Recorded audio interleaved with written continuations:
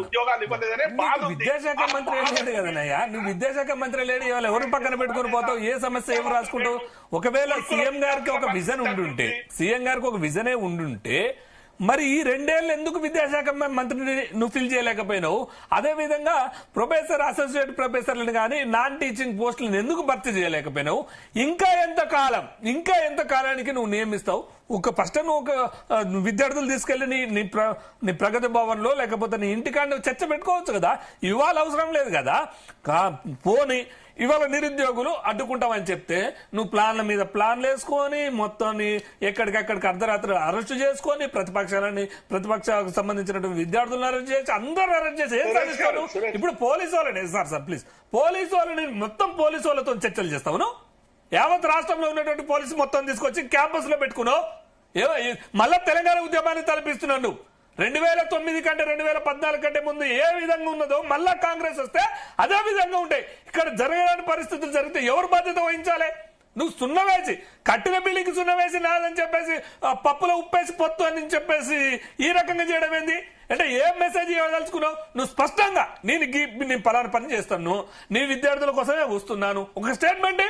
నేను మీతో చర్చించడానికి, మీతో కూర్చోవడానికి బాగా సిద్ధం, ప్రతిపక్ష పార్టీలు కూడా రావచ్చని ఒక స్టేట్మెంట్ ఇవ్వు. కానీ పోలీసు వాళ్ళని పెట్టుకొని ఏదో చేస్తాం ఏదో పోదామని అంటే కేవలం నేను మళ్ళీ చెప్తున్నా, విద్యాశాఖ లేకున్నా కూడా విద్యా వ్యవస్థలో మార్పు రాలేదంట. ఏమొచ్చింది? ఎవరు చెప్పుకోవాలి? ఒక విద్యార్థికి కష్టం వస్తే, ఒక విద్యా వ్యవస్థలో కష్టం వస్తే ఎవరు చెప్పుకోవాలి? నువ్వు దొరుకుతావా? సీఎం గారు దొరుకుతారా? మామూలు వాళ్ళకి దొరుకుతారా?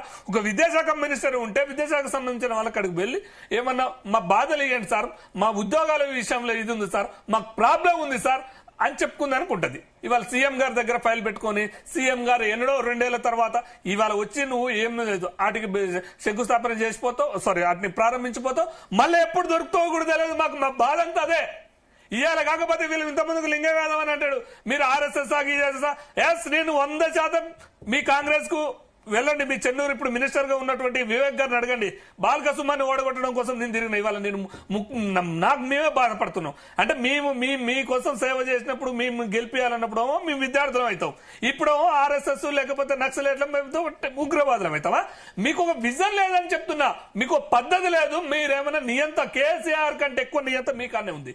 కేసీఆర్ కంటే ఇదిగా కేసీఆర్ ఫస్ట్ నాకు తెలుసు కేసీఆర్ గారు ఏదైనా రాదలుచుకుంటే ఒక రాయి వేసేది చూసేది, ఇక్కడ ఉన్నటువంటి విద్యార్థుల ఆవేశాలు చూసి వెనక తగ్గేది. కానీ మీకు అట్లా కాదు, తొక్కుకుండా పోవడం అలవాటు రేవంత్ రెడ్డి గారు. విద్యార్థులను కావచ్చు, పార్టీ వాళ్ళని కావచ్చు, ఎవరైనా తొక్కుకుండా పోయే అలవాటు ఈ రేవంత్ రెడ్డికి ఉన్నది. నువ్వు చర్చ పెట్టేదలుచుకుంటే బాగా చెప్తే వస్తాం మేము. ఆర్టీసీ క్రాస్ రోడ్ కాడికి వస్తావా, ఓఈ దగ్గరకు వస్తావా, 10 యూనివర్సిటీలు ఉంటాయి, 10 యూనివర్సిటీల విద్యార్థులు చర్చ చేస్తావా? జరం గారు ఇక్కడ విషయాల్లో చాలా స్పష్టంగా మాట్లాడాల్సిన పరిస్థితి ఇది. ఇక్కడ ఏంటంటే